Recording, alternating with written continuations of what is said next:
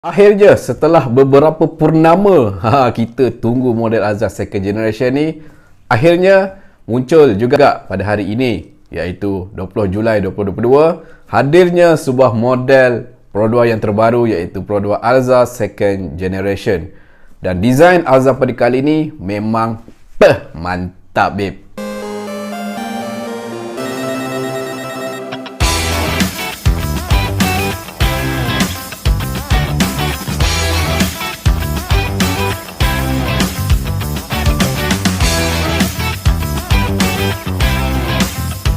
Assalamualaikum dan salam sejahtera. Alza second generation selamat dilancarkan. Akhirnya bagi korang yang ternanti-nantikan model Alza second generation ni boleh tarik nafas lega kerana dapat lihat secara depan-depan.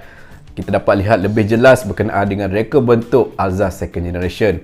Selama ni kita lihat gambaran berkenaan dengan Alza second generation ni sampailah kemunculan sebenar model Alza. Kalau kita lihat reka bentuk eksterior pada Alza second generation ni memang tak dinafikan daripada segi physical design memang terbaik. Rasanya ini adalah design yang terbaik yang telah dikeluarkan oleh Pro 2. Di mana reka bentuk terutama di bahagian hadapan sangat kemas dan sangat tersusun rapi dia punya design, tak bercelaru. Position lampu, reka bentuk lampu semuanya kena pada Alza second generation. Dan reka bentuk grill sangat premium, di mana Pro 2 meletakkan design 3D pada reka bentuk grill pada Alza second generation dan menjadikan Alza second generation ni lebih sporty lagi dengan penambahan gear up accessories. Dengan penambahan gear up pada Alza second generation ni menampakkan reka bentuk Alza yang baru ni lebih stylish jika nak dibandingkan dengan reka bentuk yang terdapat pada Daihatsu Xenia maupun Toyota Veloz. Sememangnya sebelum penghasilan Alza second generation ni Pro 2 dah buat research berkenaan dengan cita rasa reka bentuk yang rakyat Malaysia nakkan, dan muncullah reka bentuk yang terdapat pada Alza second generation. So memang kena dengan cita rasa rakyat Malaysia. Untuk lampu headlight menggunakan lampu jenis LED matrix yang mana mempunyai fungsi auto high beam, dan yang paling mantap sekali, Alza yang baru ni akan hadir dengan sequential signal. Wow, tak sangka features ni ada pada Pro 2 Alza. Nampak lagi mewah. Dan untuk bahagian fog lamp menggunakan reka bentuk fog lamp dengan design segi empat tepat. Untuk bahagian side profile kita lihat pada bahagian fender depan dan belakang seolah-olah macam ada wheel arc dekat bahagian fender itu kan.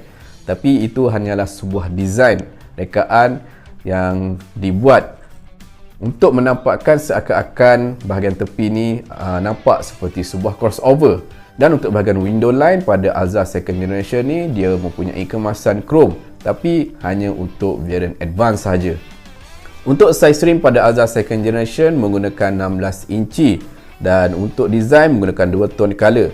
Bagi saya untuk design rim pada Alza second generation ni lebih kurang sama kita lihat pada Daihatsu Xenia.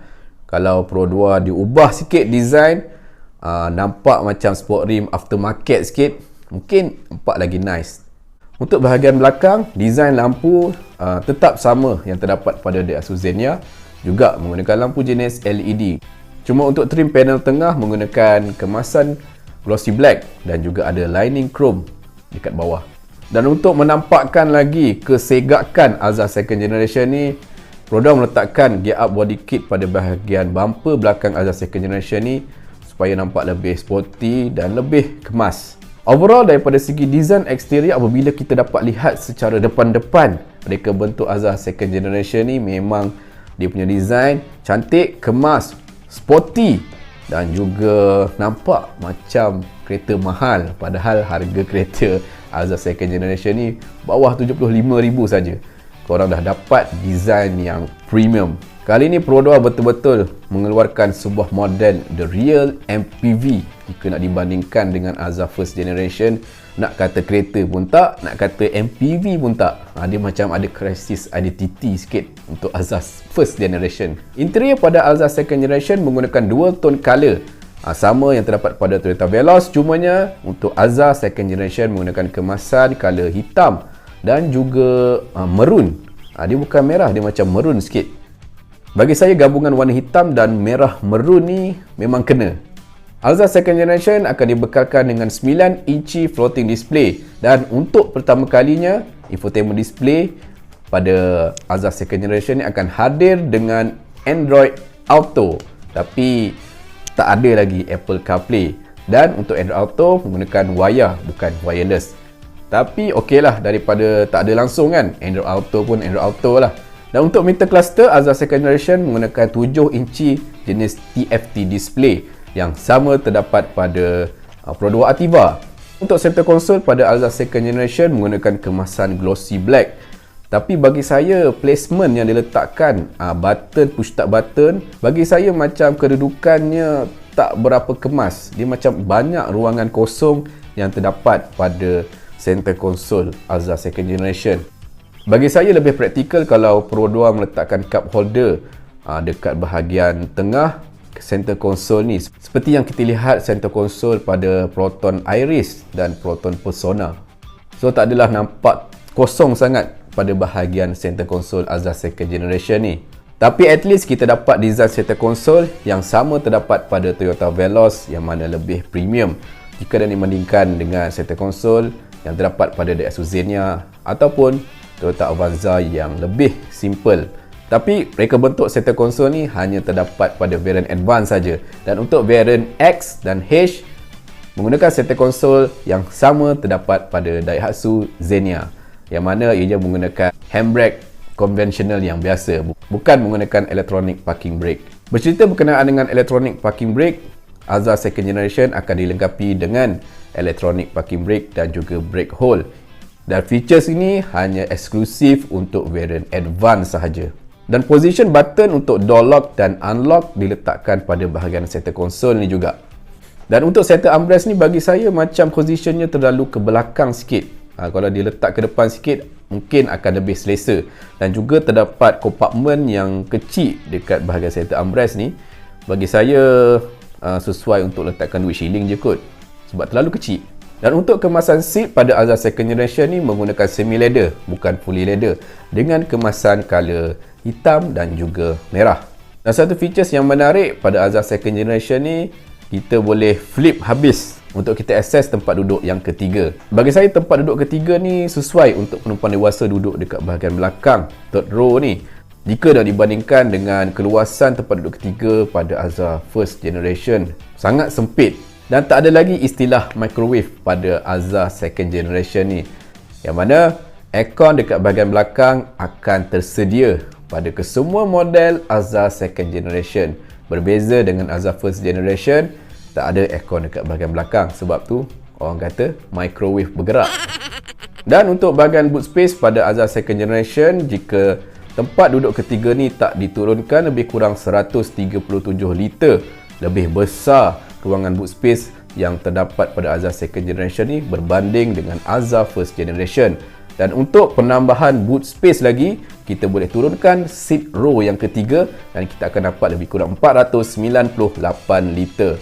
Dan untuk safety system pada Alza second generation ni akan dilengkapi dengan ASA 3.0, yang mana akan dilengkapi dengan lane departure warning, lane departure prevention, auto high beam, 6 airbag, adaptive cruise control, lane keep control, blind spot monitor, dan 360 camera yang pertama juga untuk model Pro 2. Dan Alza second generation ni akan ada dengan 5 pilihan warna, iaitu granite red, glittering silver, white, elegant black dan vintage brown. Dan yang paling menarik sekali, dekat bahagian belakang, Alza second generation menggunakan disc brake. Dah tak lagi menggunakan drum brake. Mantap Pro 2. Seterusnya untuk bahagian enjin, Alza second generation ni akan menggunakan enjin dengan kapasiti 1.5 liter dual VVTi, yang mana Pro 2 dia tune sikit enjin ni menghasilkan power output lebih kurang 106 PS dan 138 Nm of torque, digandingkan dengan transmisi DCVT.